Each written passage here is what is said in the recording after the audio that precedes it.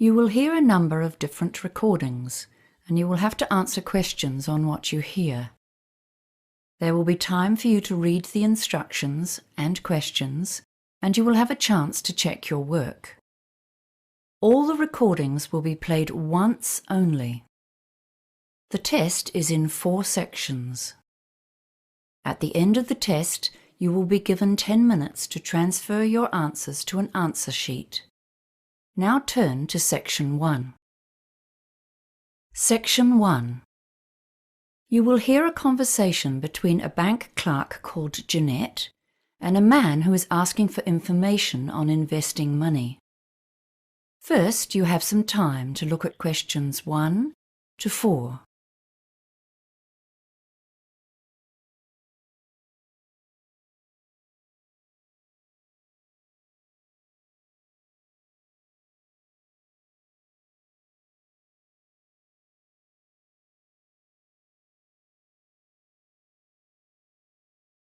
You will see that there is an example that has been done for you. On this occasion only, the conversation relating to this example will be played first. This is Citibank. You're speaking with Jeanette. How may I help you today? Hi. I'd like to ask a few questions about a term deposit. Certainly. Do you currently have any investments with us? The man is asking about term deposits. So term deposits has been written in the space. Now we shall begin. You should answer the questions as you listen, because you will not hear the recording a second time. Listen carefully and answer questions 1 to 4. This is Citibank. You're speaking with Jeanette. How may I help you today? Hi. I'd like to ask a few questions about a term deposit. Certainly. Do you currently have any investments with us? Yes, I do, but my term deposit is due to mature soon, and I've come to find out my options for renewing and extending it. I'm considering a range of different investments, to be honest, but I wanted to begin with the simplest option. Okay, sir. Well, before we begin, I just need to verify your ID. Can I have your name, please? David Marshall. That's M for mother. ARSHALL. Thank you, David. Now, I just need to ask you a couple of security questions. What's your mobile phone number? 023-561055. And your date of birth, please? 18th of February, 1968. Right. So I've got your account information in front of me. You've currently got $18,000 on a term of 180 days. That's at a rate of 3.45% per year or per annum. Okay, so what are my options? Can we start by looking at 1 and 2 year terms? We can do that. Let's see. Right. If we put it on a 1-year term, we can offer you a yearly return of 3.65%. And for 2 years, it's 3.7%. Oh no, hang on. Sorry, we have a special deal on that term right now at 3.85%. Okay. So what does that mean in dollars? Just one moment and I'll bring it up. Okay, so the total interest earned would be $657 for 1 year, and I'm just bringing up the 2-year figure for you.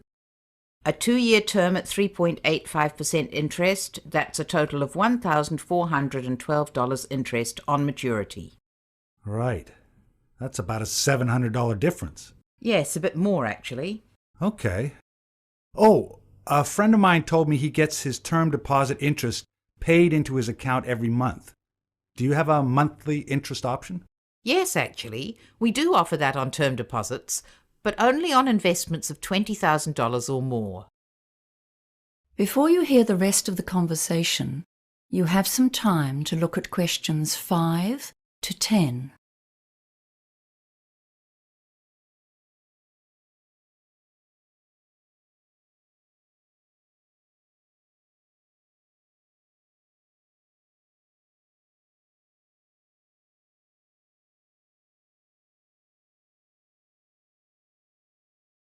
Now listen and answer questions 5 to 10.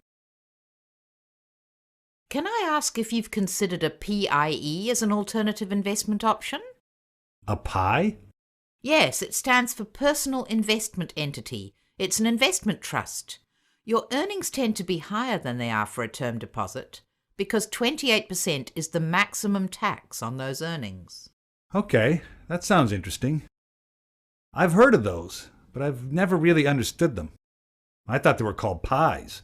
They always sounded like something you eat. But I'd sure like to get a bigger slice of my investment pie. Well, with a PIE, your investment return changes depending on how much tax you normally pay. Oh, I see. According to my income bracket. Yes, that's right. For example, on a 2-year plan, if you're earning in the range between $48,001 to $70,000 at 30% tax, there's a 3.75% effective rate on PIE earnings. Okay. I'm actually on a 33% tax rate. Well, that's an even better return. If you're earning between $70,001 and $120,000, the effective interest rate is higher too. So let's have a look for a 2-year investment. The rate actually goes up to 3.92%. Wow. Okay. So a PIE may be the better option. Better than a term deposit, I mean.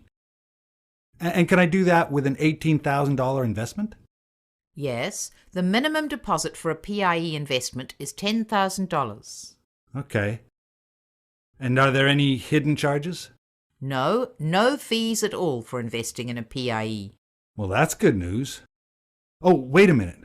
What about interest payment options? Is it the same as the term deposits? You have to have a minimum deposit to be eligible for monthly payments? Let me check the options here. Well, you'll be pleased to hear that there's actually more flexibility with PIEs than with term deposits. You can opt to have your interest paid every month, quarterly, 6-monthly, or yearly. Okay. Well, that's given me something to think about. Would you like to apply today? No. I'll have to think about it, thanks. Certainly.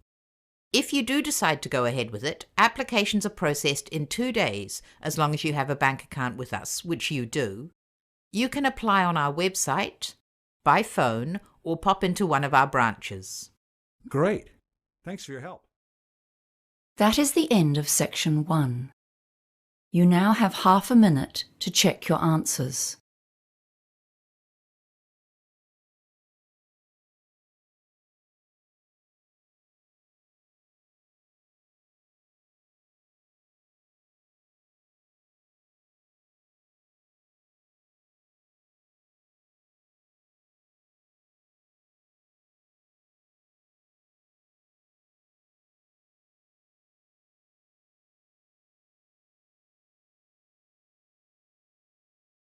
Now turn to section 2.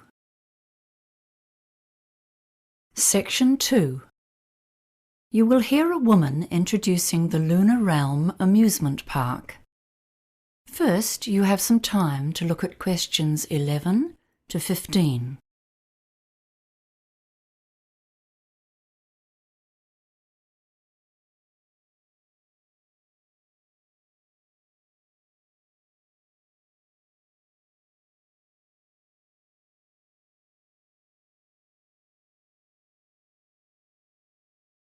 Now listen carefully and answer questions 11 to 15. Good morning, everyone.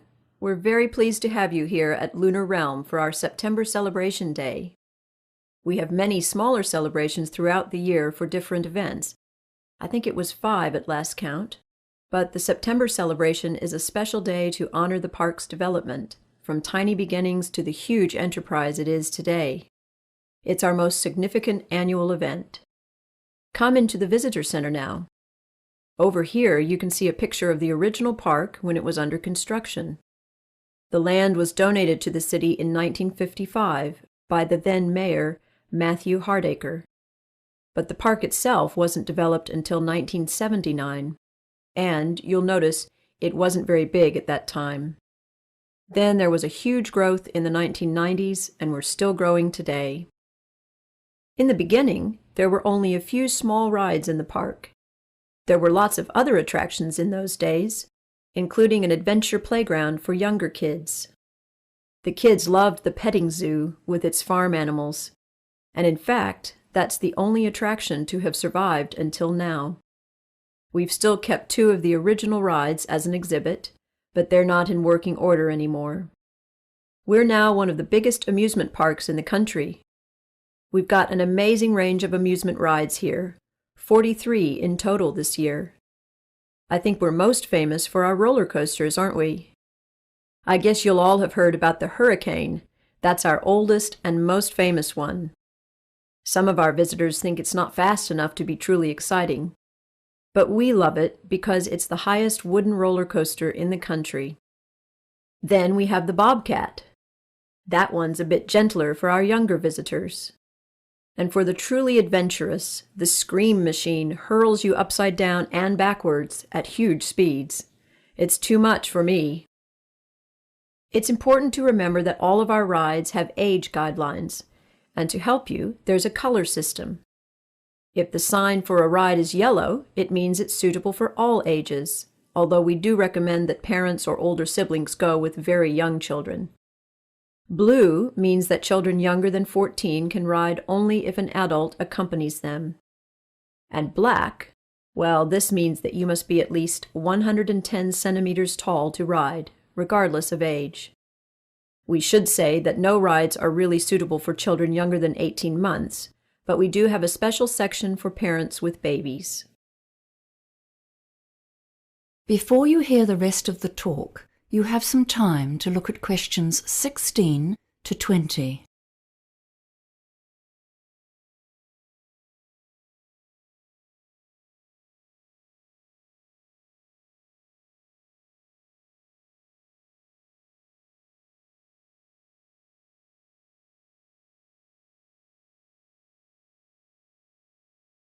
Now listen and answer questions 16 to 20. Now I'll tell you about the many options for food around the park. You can get a range of different cuisines, Italian, Chinese, and so on. All of that's in the food court in the center of the park. But there are lots of other places as well. If you want hamburgers, sandwiches, that sort of thing, you can find food stands everywhere. We pride ourselves on the quality of our food, and all of our vendors use fresh, healthy ingredients from local farms. Don't forget the special events we've planned for the anniversary celebration. There are 2 main events today, and they're both free. The first is the afternoon parade. It kicks off at noon, so arrive a bit early if you want a good view. The best place to see it is along the main street. It's all organized by final year school students. You'll see some gymnastics and acrobatics, hear music from a marching band, and see some fantastic floats. The parade has become one of our feature events of the year. The second big event today is an evening concert, which takes place at our main amphitheater. The concert features singing and dancing, costumes and lights, and there's a different theme each year. This year the theme is Hollywood, and it's all about classic style and old films. The concert starts at 7 p.m., but try to arrive by 6:45. Now, I know you're all eager to get out there and have fun, but before you go, I'm just going to tell you some information about safety and security. If anyone needs medical attention, we have help available. You can see on this map that next to the visitor center, which is where we are now, of course, can you see this red dot? Yes, so that is one of our 10 first aid centers. If you get hurt, all you need to do is ask a member of staff to direct you towards the nearest one. And kids, remember, if something happens, you get lost, and you can't find your parents, please tell someone who works at the park. Just look for someone dressed in the Lunar Realm colors, and they will assist you. And for anyone who has a problem of any sort, you can come and talk to a member of our security team at any one of the many guard stations. Those are the blue dots here on the map. Don't forget to take a copy of the map. That is the end of section 2. You now have half a minute to check your answers.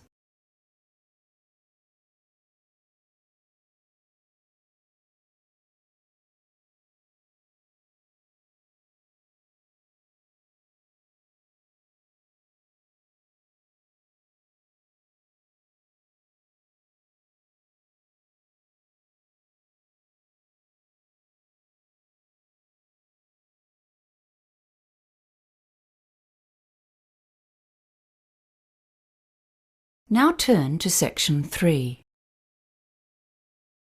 Section 3. You will hear a conversation between a peer tutor and an engineering student who needs help with a project. First, you have some time to look at questions 21 to 24.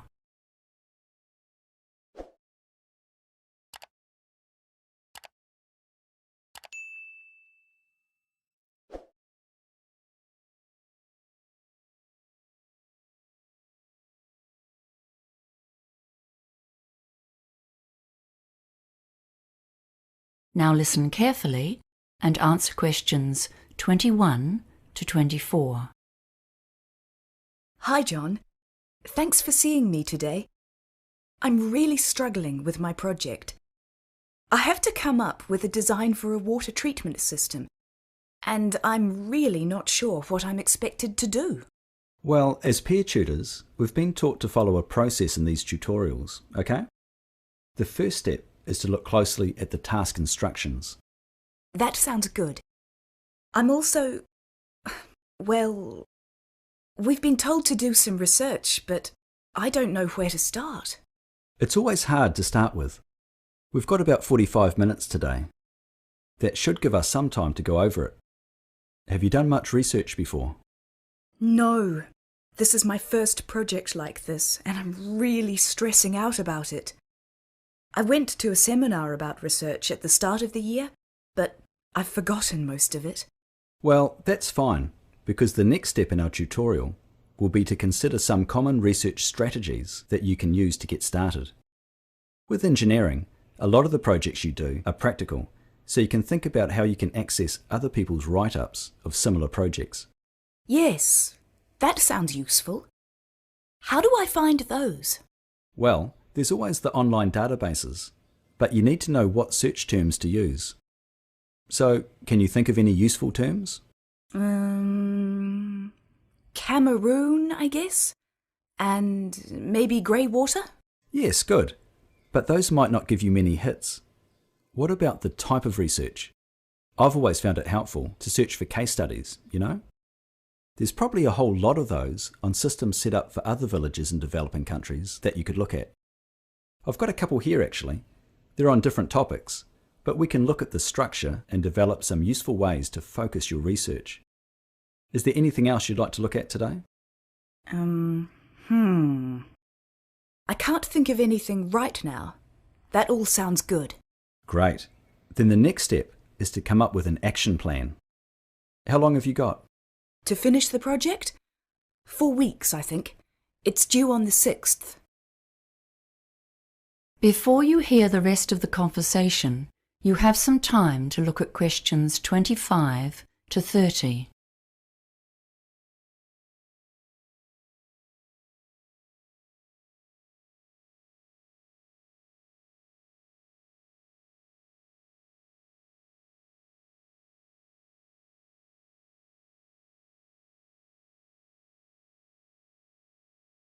Now listen and answer questions 25 to 30. Right. Let's start with the project requirements then. You've got them there? Great. Let's see. Tell me what you understand about the task. So we need to create a system for grey water treatment so that we can minimise the strain on the overloaded water supply in a village in Cameroon. That's right. But I don't get the details about the type of system and what it needs to be used for. Okay. We'll come back to the type of system in a minute. It says here grey water. Have you learnt about grey water? No, I missed the lecture. Okay. So it's the water we use in our houses, but not in the toilet. The water that goes down the drains, not into sewage. It can be recycled because it's relatively clean. So what might the water treatment system try to do? Treat it and direct it somewhere else? Exactly. Why treat it? 'Cause... oh, right. I get it. 'Cause it's still going to have bacteria in it. That's why it needs to be treated. That's right. And then when it's treated, what could it be used for? Something else, like irrigation in gardens? Yes, There are other practical uses too, inside the house. For toilet systems?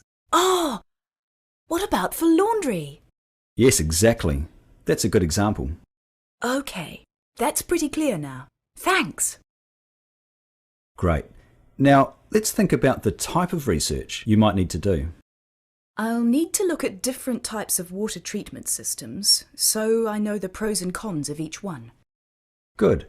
Where would you look first? The internet? Yes, but be careful. Remember, you're likely to find a lot of biased websites. You know, manufacturers wanting to advertise their brands. It might be better to use the engineering library. I'm not too confident about using the library, to be honest. It's so hard finding the right resources. It's often about choosing the best search terms to put into the catalogue search field. Yeah, I try to do that. Like water treatment? That might be too broad. Grey water treatment systems? That's more like it. And you'll need to search for systems designed for residential, not commercial use. There's a big difference. I usually end up borrowing a massive pile of books, then get home and find they're useless. Try reading through the contents before you take them out. Flick through to relevant sections. Often it helps to read parts, not all the way through, but... Just to get the main idea. That's right. Oh, and I see this as an EWB project. Have you seen the website? It might have some exemplars of the winning designs from last year's competition. No, I saw that and didn't know what EWB meant. Engineering Without Borders is what it stands for. That is the end of section 3. You now have half a minute to check your answers.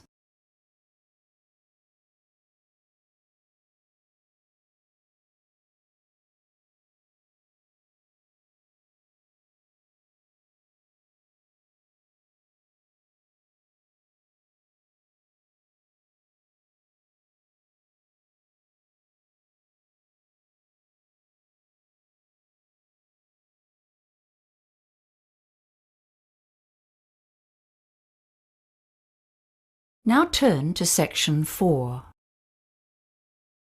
Section 4.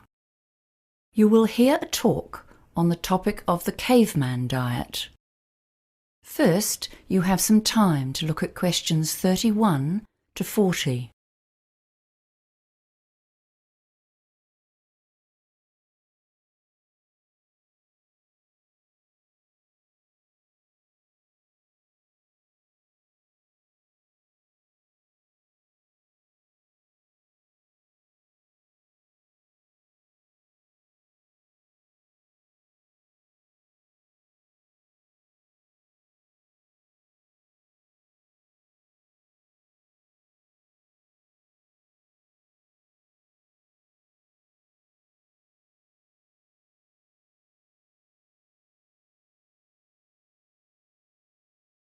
Now listen carefully and answer questions 31 to 40.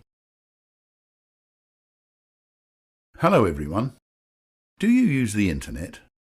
If I asked you what is the single most common topic for advertisements on the net, I suspect ads for weight loss would win hands down.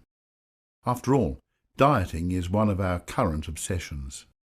We've all heard of the Atkins diet, the macrobiotic plan, the South Beach diet, the raw food eating plan. All of these fad diets and many more promise that you will lose kilos and live a healthy life if you just follow their plan. Today we're going to discuss one of the most well-known Western diet trends, the paleo or caveman diet. Firstly, what is this diet and where did it come from? Proponents of this diet argue that we need to return to basics, that is, to what our forebears ate many years ago. They say that our bodies are not well suited to digest complex carbohydrates such as grains and legumes. We should be eating a hunter-gatherer diet, rich in lean meat, fish, nuts and berries, and without wheat, oats or other grains that came into our diet after the invention of agriculture. Sounds logical, doesn't it? But let's look a little closer.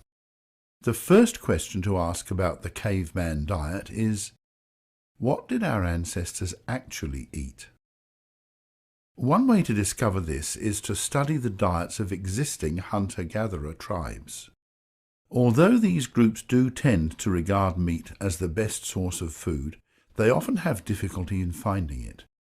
In Africa, for example, over 50% of the time, the Bushmen tribes come home empty-handed from their hunting expeditions, despite being very skillful with equipment such as bows and arrows. So what do they eat when they can't get meat? Well, the wives come to the fore then, foraging for and cooking local plants. Most of the groups eat a lot of plants. These range through a huge variety of local species, including nuts, plantains and yams, and evidence suggests that this was true of our ancient ancestors as well. Researchers suggest that these people would eat more meat if they could get it, but in fact only approximately a third of their calories comes from this protein and fat-rich source. Research shows that when these groups first come into contact with a Western diet, their health suffers. Once they're exposed to our diet of refined carbohydrates and sugars, they quickly develop our lifestyle-related diseases. However, that does not mean that the human digestive system is suited to digesting only a few sources of food, nor that it cannot change to accommodate different food sources. In fact, the evidence would suggest exactly the opposite. As a species, we are able to make significant modifications to our digestive systems according to what foods are available in our local environment. Examples abound, and our ability to digest lactose is a good one. Lactose is a sugar that is found in milk, and it is digested in the human gut by the enzyme lactase. In communities in Europe, the Middle East and Africa that traditionally herd cattle and drink cow's milk, this enzyme is present and people can digest milk products. However, in places such as China and Thailand, which do not have this style of farming, the enzyme is lacking, and most people have lactose intolerance. Another example is the ability to digest the sugars from starchy foods. Communities that eat a lot of these foods have saliva that breaks down starchy foods before they reach the gut, whereas other groups have more difficulty in getting nutrition from high-starch sources. In fact, if you look at indigenous cultures around the world, there is a huge variety of successful diets. The Inuit get nearly all of their energy from high-fat sources, such as seal meat. The Jains in India have religious beliefs which prohibit eating any living thing, including eggs, but which do, however, allow for the consumption of milk products. Other groups eat mostly fish or have an insect-based diet, depending on locally available sources of protein. So the idea that our caveman ancestors ate one homogeneous diet and that if we follow this we can all be healthy would seem to be an oversimplification. Diets are the result of complex cultural dietary practices. People can and will eat just about anything. So, if we can eat a variety of diets, is there anything actually wrong with following the caveman diet? Well, firstly, on a practical level, it's an expensive way to get your daily calories. Few of us can afford to satisfy all of our energy requirements on a diet which depends on lean wild meat and nut oils. A few carbohydrates provide a cheap, filling and substantial energy boost for most of us. Secondly, a diet which includes a large proportion of red meat may not be good for our long-term health if our bodies are adapted to a sedentary lifestyle and a plant-based diet. We simply get less exercise than our ancestors did, and so we are more prone to some illnesses than they were. Finally, if we all start to eat a wild meat-based diet, this will have negative implications for the environment, because it's not a sustainable way to feed a lot of people. That is the end of section 4. You now have half a minute to check your answers.